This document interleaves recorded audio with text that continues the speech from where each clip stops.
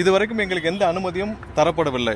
எல்லா இடத்திலும் அதாவது தலைவர்கள் சுற்றுப்பயணம் மேற்கொண்டால் எல்லா ஊர்லையும் இப்போ சென்னை மாதிரியான அனைத்து ஊர்களிலும், அனைத்து நகரங்களிலும், அனைத்து மாநகராட்சிகளிலும் வந்து பார்த்தீங்கன்னா ஒரு குறிப்பிட்ட இடங்கள் அனுமதிக்கப்படும். அந்த அனுமதிக்கப்பட்ட லிஸ்ட்ல இருந்தே நாங்கள் ஒரு சில இடங்களை குறிப்பிட்டு எங்களுடைய பொதுச் செயலாளர்கள் வழங்கியிருந்தார்.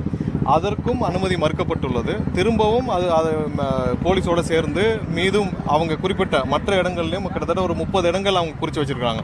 ஸோ அந்த 30 இடங்களிலும் நாங்கள் மறுபடியும் கிட்டத்தட்ட 2 கடிதங்கள் கொடுக்கப்பட்டுச்சு. இன்னைக்கு காலையிலையும் 3வது கடிதமாக போலீஸாரே அவர்கள் எங்கே இடம் உகந்ததாக இருக்குதோ அந்த இடத்தையே குறிப்பிட்டால் கூட அங்கேயே நாங்கள் எங்களுடைய தலைவரின் பயணத்தை அந்த வழியிலாக மேற்கொள்கிறோம் என்று கடைசியாக இன்று காலை கடிதம் கொடுத்திருக்கிறோம்.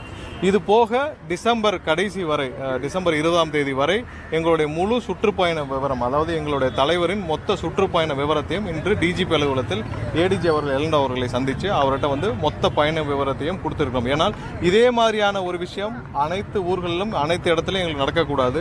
இன்னொன்று, ஒரு தலைவர், ஒரு கட்சியின் தலைவர், இன்னைக்கு மக்கள் அபிமானத்தை பெற்ற தலைவர் எங்களுடைய அண்ணன் விஜய் அவர்களின் ப்ரோக்ராம் மட்டும்தான் எல்லா இடத்திலும் தடை செய்யப்படுகிறது.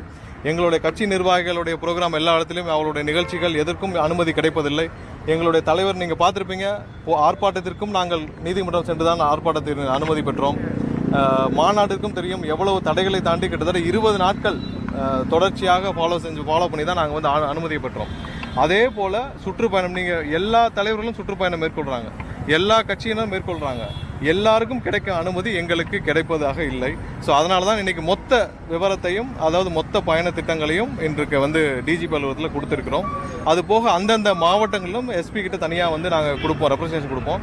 மொத்த ப்ரோக்ராம் பிளானையும் கொடுத்துருக்கோம். இதற்கப்புறம் கண்டிப்பாக மக்களும் பார்த்து கொண்டிருக்கிறார்கள். அதாவது இன்று கட்சி ஆரம்பித்து மக்களுக்காக ஏதாவது செய்ய வேண்டும் என்று தன்னுடைய அனைத்தையும், தன்னுடைய இன்னைக்கு ஒரு கேரியரின் உச்சத்தை விட்டு வரும் எங்களுடைய தலைவருக்கு இது போன்ற இடைஞ்சல்கள் ஒவ்வொரு நாளும் வந்துட்டு இருக்கு. இதை அனைத்தையும் மீறி மக்களுடைய ஆதரவு, பேராதரவு இருக்கு. அந்த பேராதரவோடு நாங்கள் அனைத்தையும் தவிடுபடியாக்கி இந்த தேர்தல் வரை மக்கள் சந்திப்பு எந்த தடையும் இல்லாமல்